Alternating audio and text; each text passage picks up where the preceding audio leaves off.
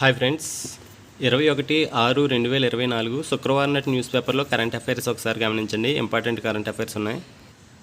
50% మించిన రిజర్వేషన్లు చెల్లవు అని చెప్పి బీహార్ రాష్ట్రానికి చెందినటువంటి పాట్నా హైకోర్టు సంచలనమైన తీర్పు ఇవ్వడం జరిగింది. బీహార్లో ఇటీవల కాలంలో అక్కడ ముఖ్యమంత్రి అయినటువంటి నితీష్ కుమార్ బీహార్లోని రిజర్వేషన్ని ఎస్సీ ఎస్టీ బీసీ అభ్యర్థులకు రిజర్వేషన్ 65% పెంచడం జరిగింది. ఈ 65% 50%కి మించి ఉండకూడదు అని చెప్పి పాట్నా హైకోర్టు ఈ 65% రిజర్వేషన్ని రద్దు చేయడం జరిగింది. కాబట్టి క్వశ్చన్ ఖచ్చితంగా అడుగుతాడు, ఇటీవల కాలంలో 65% రిజర్వేషన్ని రద్దు చేస్తూ ఏ రాష్ట్ర హైకోర్టు సంచలనమైన తీర్పు ఇవ్వటం జరిగింది అని అడుగుతాడు. పాట్నా హైకోర్టు బీహార్ రాష్ట్రంలో పెంచినటువంటి 65% రిజర్వేషన్ని రద్దు చేస్తూ బీహార్ రాష్ట్రానికి చెందినటువంటి పాట్నా హైకోర్టు తీర్పు ఇవ్వడం జరిగింది అని అడుగుతాడు. ఏ న్యాయమూర్తి ఈ తీర్పు ఇచ్చారు అని కూడా అడుగుతాడు. బీహార్ రాష్ట్రం యొక్క హైకోర్టు ప్రధాన న్యాయమూర్తి, పాట్నా హైకోర్టు ప్రధాన న్యాయమూర్తి అయినటువంటి justice K Vinod Chandran, justice Harish కుమార్లతో కూడినటువంటి ధర్మాసనం ఈ తీర్పును ఇవ్వడం జరిగింది. ఇంపార్టెంట్. బీహార్ రాష్ట్రం యొక్క ముఖ్యమంత్రి పేరు ఏంటి అని కూడా అడుగుతాడు, నితీష్ కుమార్. ఆంధ్రప్రదేశ్ రాష్ట్ర హైకోర్టు ప్రధాన న్యాయమూర్తి పేరు ఏమిటి అని కూడా అడుగుతాడు. ఆంధ్రప్రదేశ్ రాష్ట్ర హైకోర్టు ప్రధాన న్యాయమూర్తి పేరు జస్టిస్ ధీరజ్ సింగ్ ఠాకూర్. ఏజీగా దొమ్మాలపాటి శ్రీనివాస్కు బాధ్యతలు స్వీకరణ అని చెప్పి ఒక ఆర్టికల్ రాయడం జరిగింది. ఆంధ్రప్రదేశ్ అడ్వకేట్ జనరల్గా దొమ్మాలపాటి శ్రీనివాస్ గురువారం నాడు తన ఛాంబర్లో బాధ్యతలు స్వీకరించడం జరిగింది. గుర్తుపెట్టుకుని ఆంధ్రప్రదేశ్ నూతన ఏజీ ఎవరు అని అడుగుతాడు, దొమ్మాలపాటి శ్రీనివాస్. బడి చదువులు బాగుపడేది ఎలా అని చెప్పి ఒక ఆర్టికల్ రాయడం జరిగింది. ప్రభుత్వ పాఠశాలల్లో విద్యను ఎలా మెరుగుపరచాలి అని చెప్పి ఆర్టికల్ రాయడం జరిగింది. ఇందులో అంతర్జాతీయ విద్యా దినోత్సవాన్ని ఏ రోజు జరుపుకుంటారు అని అడుగుతాడు. అంతర్జాతీయ విద్యా దినోత్సవాన్ని జనవరి 24న, ప్రతి సంవత్సరం జనవరి 24న అంతర్జాతీయ విద్యా దినోత్సవాన్ని జరుపుకుంటారు. 2024 అంతర్జాతీయ విద్యా దినోత్సవం యొక్క థీమ్ ఏమిటి అని అడుగుతాడు. ప్రజలలో పెట్టుబడి పెట్టడము, విద్యకు ప్రాధాన్యత ఇవ్వటము 2024 అంతర్జాతీయ విద్యా దినోత్సవం యొక్క థీమ్. గుర్తుపెట్టుకోండి, ఇంపార్టెంట్. ప్రజలలో పెట్టుబడి పెట్టడము, విద్యకు ప్రాధాన్యత ఇవ్వటం. జన భద్రతకు జల సంరక్షణ అని చెప్పి ఒక ఆర్టికల్ రాయటం జరిగింది. నీటిని కాపాడుకుంటే భవిష్యత్తు ఉంటుందని చెప్పి ఆర్టికల్ రాయటం జరిగింది. అంతర్జాతీయ నీటి దినోత్సవాన్ని ఏ రోజు జరుపుకుంటారు అని అడుగుతాడు. అంతర్జాతీయ నీటి దినోత్సవాన్ని ప్రతి సంవత్సరం మార్చి 22వ తారీఖున జరుపుకుంటారు.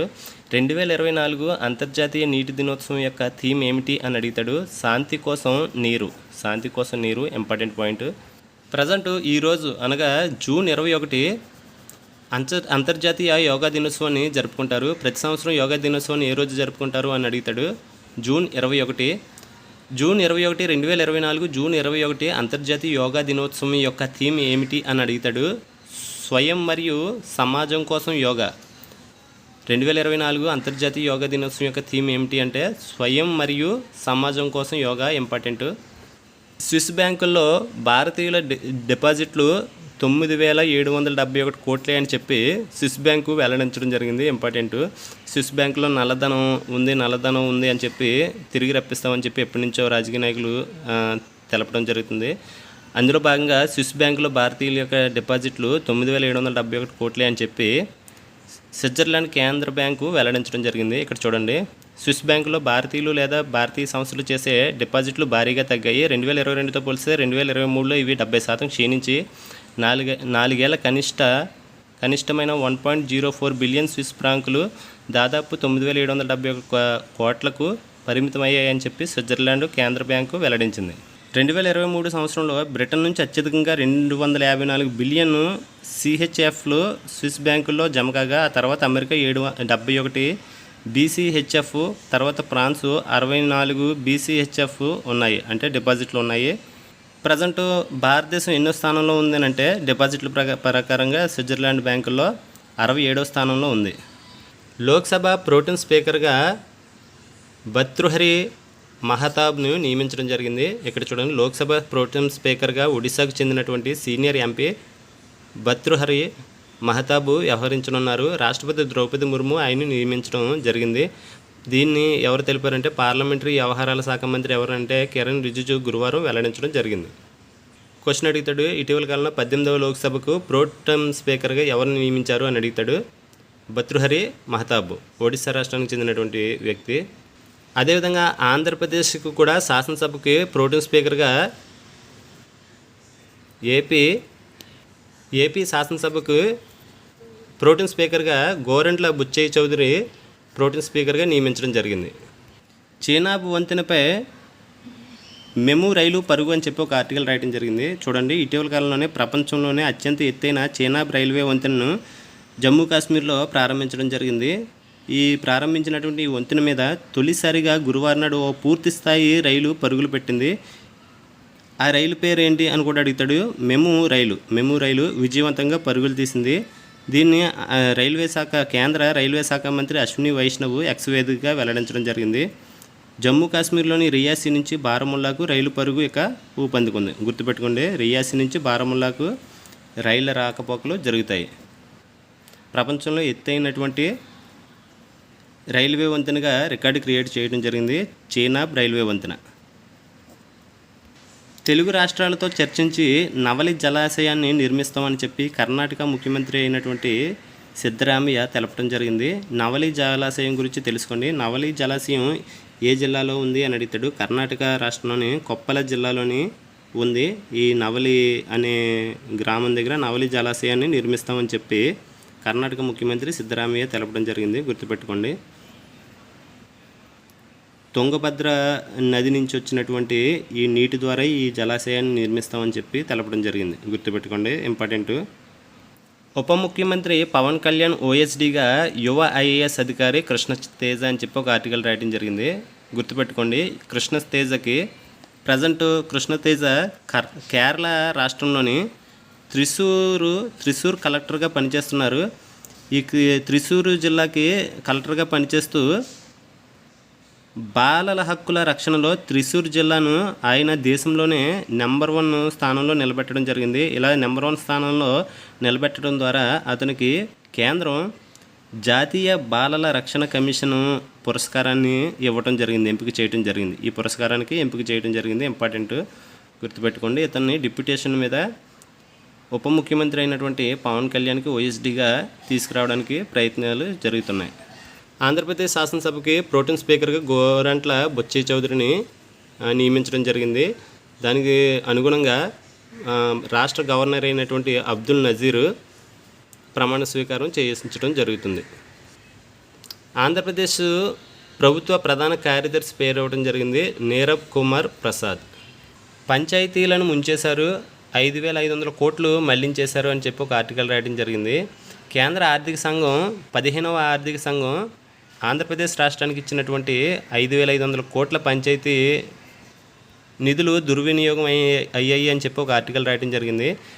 ప్రజెంట్ ఉన్నటువంటి ఆర్థిక సంఘం ఎన్నవది అని అడుగుతాడు. 16వ ఆర్థిక సంఘం.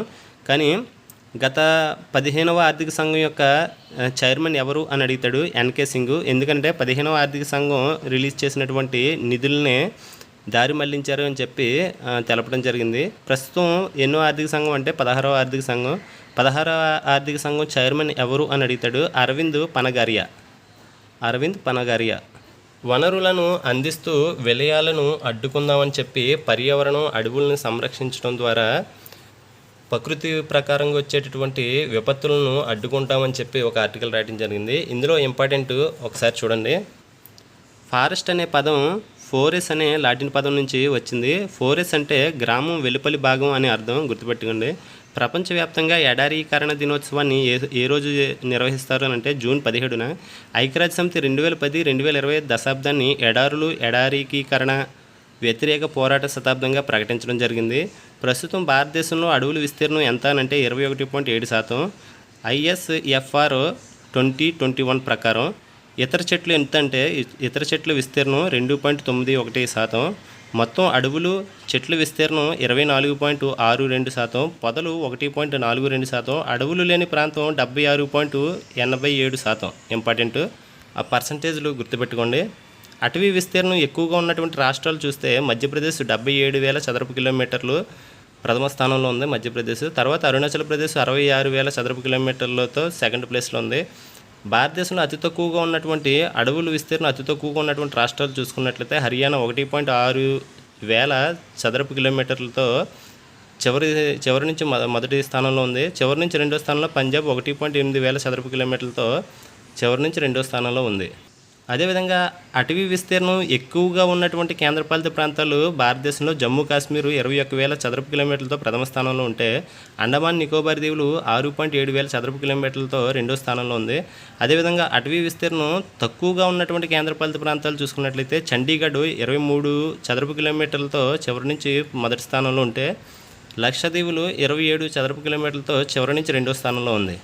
అదేవిధంగా అటవీ శాతం ఎక్కువగా ఉన్నటువంటి కేంద్రపాలిత ప్రాంతాలు లక్షద్వీపులు 90%తో ప్రథమ స్థానంలో ఉంటే అండమాన్ నికోబార్ దీవులు 82%తో సెకండ్ ప్లేస్లో ఉంది.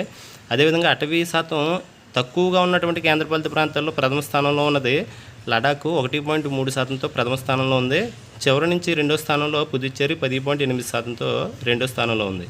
భారతదేశంలో ఉన్నటువంటి అటవీ పరిశోధన సంస్థలు ఇంపార్టెంట్. ఫారెస్ట్ రీసెర్చ్ ఇన్స్టిట్యూట్ డెహ్రాడూన్లో ఉంది. Institute of arid zone forest research జోధ్పూర్లో ఉంది. ఇందిరాగాంధీ నేషనల్ ఫారెస్ట్ అకాడమీ డెహ్రాడూన్లో ఉంది. Central for social forest and environment అలహాబాద్లో ఉంది. Rain forest research institute Jorhat అస్సాంలో ఉంది. ఇన్స్టిట్యూట్ ఆఫ్ ఫారెస్ట్ బయోడైవర్సిటీ హైదరాబాద్లో ఉంది. Centre for forest based livelihoods and extension Agartala త్రిపురలో ఉంది. టెంపోరేట్ ఫారెస్ట్ రీసెర్చ్ ఇన్స్టిట్యూట్ సిమ్లాలో ఉంది. ట్రాపికల్ ఫారెస్ట్ రీసెర్చ్ ఇన్స్టిట్యూట్ జబల్పూర్లో ఉంది. ఇండియన్ ఇన్స్టిట్యూట్ ఆఫ్ ఫారెస్ట్ భోపాల్లో ఉంది. ఇంపార్టెంట్ పాయింట్స్ ఇవి. ఛాంపియన్ క్రీడల విషయానికి వస్తే భారత మాజీ క్రికెటర్ డేవిడ్ జాన్సన్ ఆత్మహత్య చేసుకోవడం జరిగింది. ఇటీవల కాలంలో ఆత్మహత్య చేసుకున్నటువంటి భారత మాజీ క్రికెటర్ పేరు ఏమిటి అని అడుగుతాడు. డేవిడ్ జాన్సన్ గుర్తుపెట్టుకోండి. దీనికి నివాళిగా భారతదేశం ఆఫ్ఘనిస్తాన్తో మ్యాచ్లో T20 ప్రపంచ కప్ జరుగుతుంది ప్రజెంట్. ఆ ప్రపంచ కప్లో ఆఫ్ఘనిస్తాన్తో మ్యాచ్ ఆడేటప్పుడు భారత ఆటగాళ్ళు నల్లటి బ్యాండ్లు తగిలించుకుని మ్యాచ్ ఆడటం జరిగింది. ప్రజెంట్ క్రికెట్లో పురుషుల T20 ప్రపంచ కప్ జరుగుతుంది. జూన్ 2 నుంచి జూన్ 29 వరకు ఈ ప్రపంచ కప్ జరుగుతుంది. ఇందులో 20 దేశాలు పాల్గొన్నాయి. ఆతిథ్య దేశాలు ఏమిటి అంటే USA మరియు వెస్టిండీస్.